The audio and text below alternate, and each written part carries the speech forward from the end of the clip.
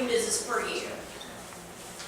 This is a segment of your retreat that we find very exciting because it is through this presentation I am asking each of you as members of council to reflect, internalize, and hear all of your accomplishments for 2017. In February of 2017, Vice Mayor, members of City Council, you embarked upon a journey with members of the City Council to determine the focus and direction of the collective goals and objectives that city employees have worked with deliberate speed and tireless effort to achieve your vision. Today, we will celebrate you, the members of City Council, for your vision and stalwart efforts toward creating the new Portsmouth. Research shows it's really difficult for most people or teams to let their minds go free and go large. It is common for people to focus on the small, day-to-day stuff that they expansively struggle with thinking. Such is not the case for you, the members of Portsmouth City Council. Your thinking is big. You established the city's 4 big things that became a mantra in 2017. Allow me to walk back through your 4 big things. You started right here in Wakefield, and the board that you see in this picture, the little sticky notes, are the visioning that started the development of the 4 big things. I am going to walk you through each of them. Your first, and something that had never ever been embarked upon by any city council, was to begin the process of establishing a poverty task force. And your vision is create the City Council Task Force on Poverty. Look at the best practices, existing programs, review data, and recommendations for action. Over the course of the year, we have had many presentations to you on this, your first big 4 things. We have had the research and data collection, which started in December of 2015, completed and presented to you. You approved in the FY18 budget the funding for the Poverty Task Force work to begin. I have made numerous presentations during Public Works Council, Public Works Session meetings. We have brought in Norfolk State University and Old Dominion University.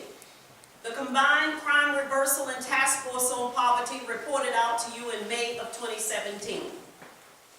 We developed 3 focus areas. We started broadly with 6 and developed them down to 3. We hosted meetings with the City Council, School Board, and higher education stakeholders during public work sessions through August and September. An RFP was created and advertised, and vendors interviewed.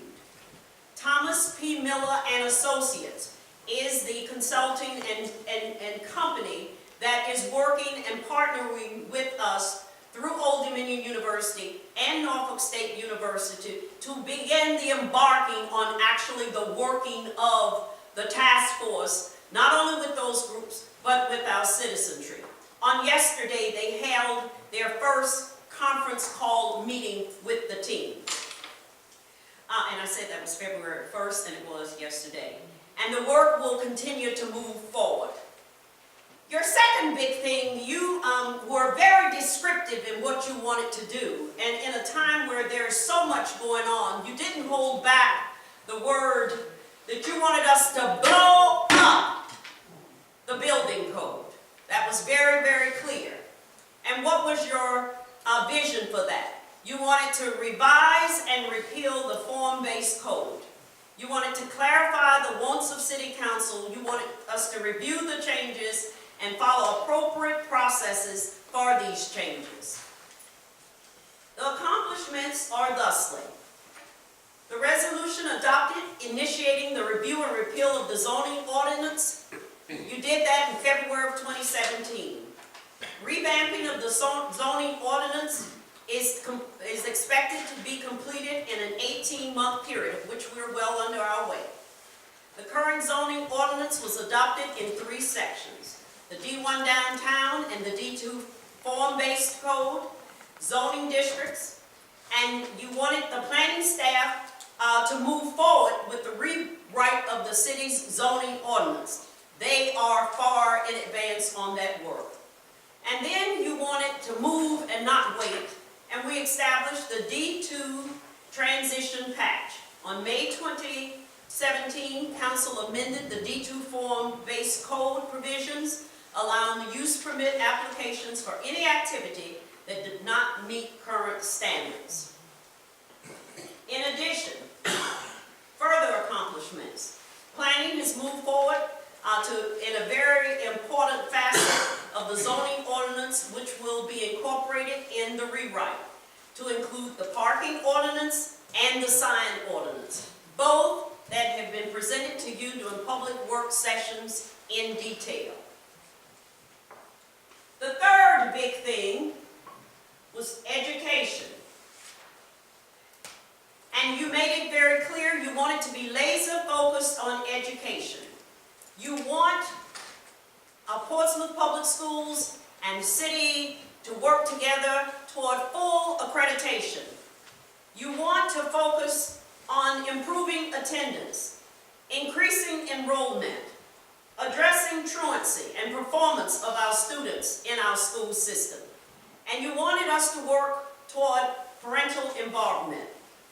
You described it as a true partnership where schools, parents, the elected leadership, the governing body of the Portsmouth Public Schools, and businesses and community work together. Let me share some of your accomplishments, and there have been many.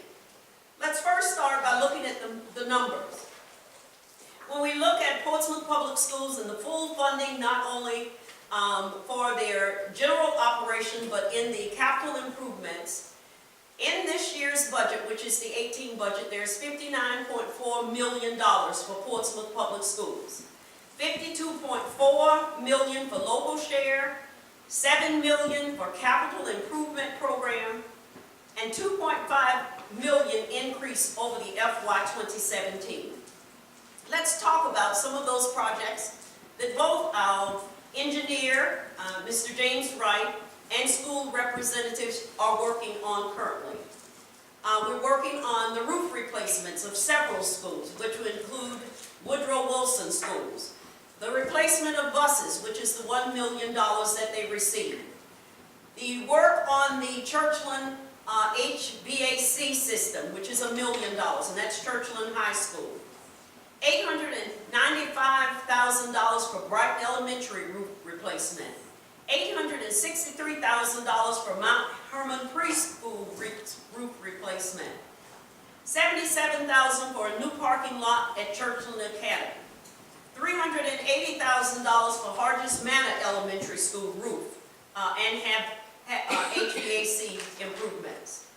$345,000 for Churchland High School theater renovations. These are underway and some have been completed. Old Dominion University School of Sociology and Criminal Justice completed a survey data and collected data through their Crimes and Reversal Initiative project for creating a legacy, exploring and understanding education challenges amongst Portsmouth Public Schools. This work continues. In the area of accomplishments in music and enrichment and cultural awareness, you support Star-Based Victory, the Schools Foundation Incorporated, Visions of Truth, the Academy of Music, the Governor's School of the Arts, the Mosaic Steel Orchestra, the Community Concerts, Richmond Ballet, Virginia Museums of Contemporary Art, Virginia Opera Association, Virginia Symphony Orchestra, and Young Ordinances. All of these programs are supported through funding in the operating budget. And lastly, under education, citywide education cooperation, Tidewater Community College's first college program. Students' enrollment has increased there. Norfolk State University Nano Days Partnership, the STEM Studio Saturdays, the Virginia Standards of Learning programmatic offerings, working with the SOLs, the Beasley Planetarium, of which in 2017, the director that had worked with us as a partner for approximately 16 years came over to the city as the director of the planetarium full time under your approval and direction.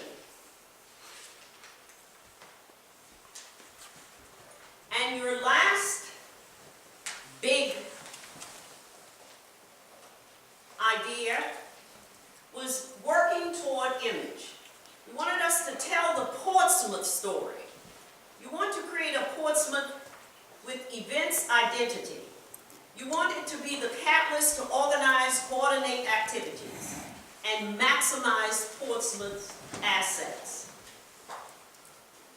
Let's look at some of the accomplishments.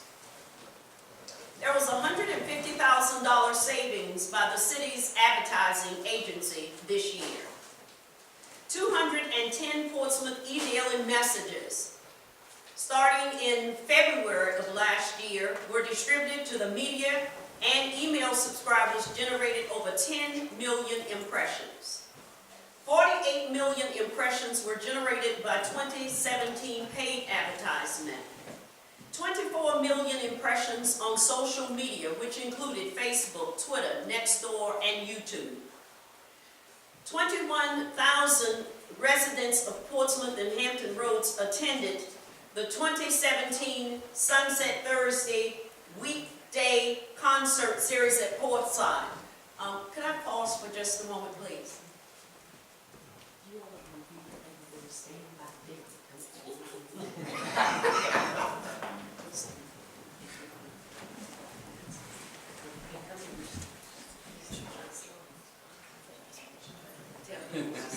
Excuse me, I didn't get my props together. Excuse me. 21,000 residents of Portsmouth and Hampton Roads attended the 2017 Sunset Thursday weekday concert series at Portside.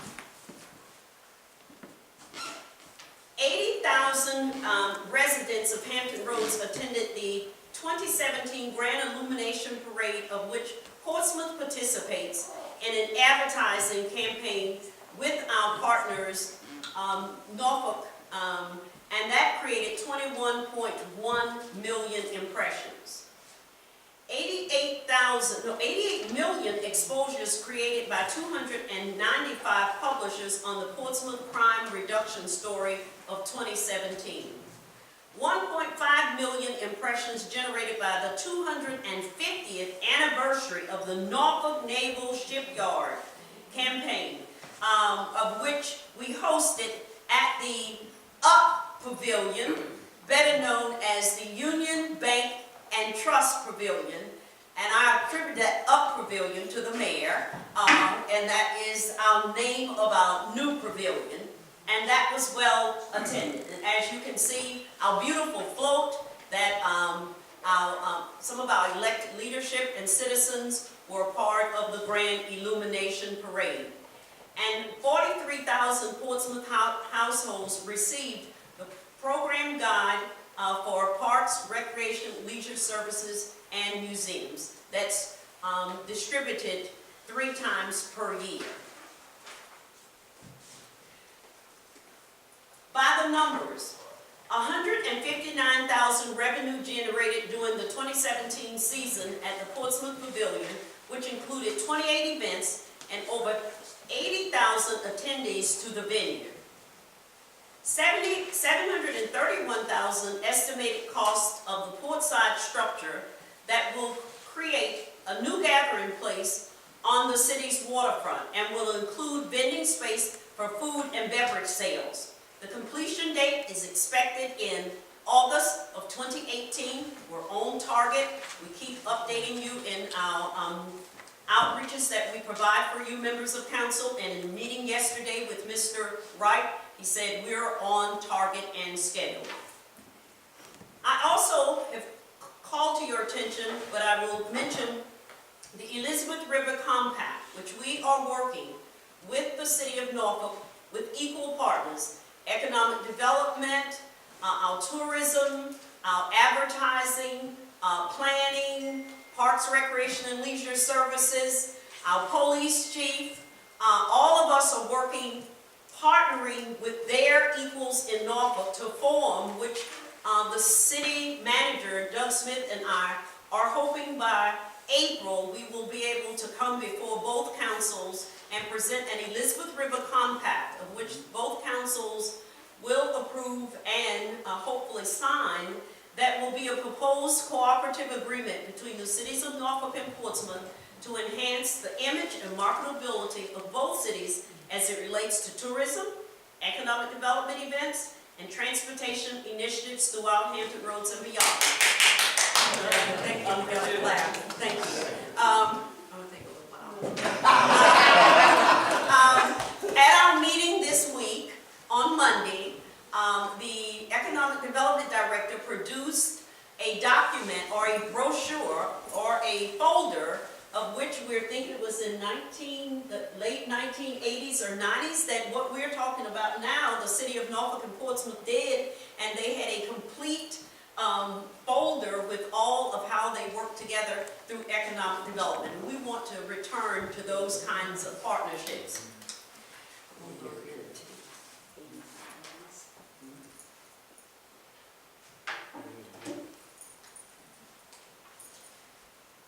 Mayor, Vice Mayor, and members of City Council, you have worked hard and you dreamed big through your City Council Retreat visioning in 2017.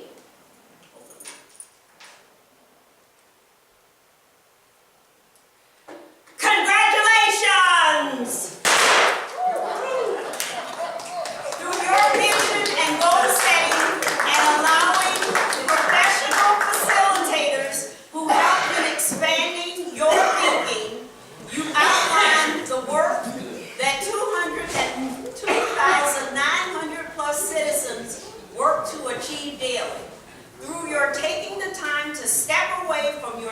Responsibilities to create specific time for thinking. We thank you as members of the staff, and we thank you on behalf of the 96,000+ citizens of Portsmouth. We ask you to dream a bigger vision, and we will continue to evolve through your work here at the 2018 City Council Retreat. Members of staff, let's salute Council with a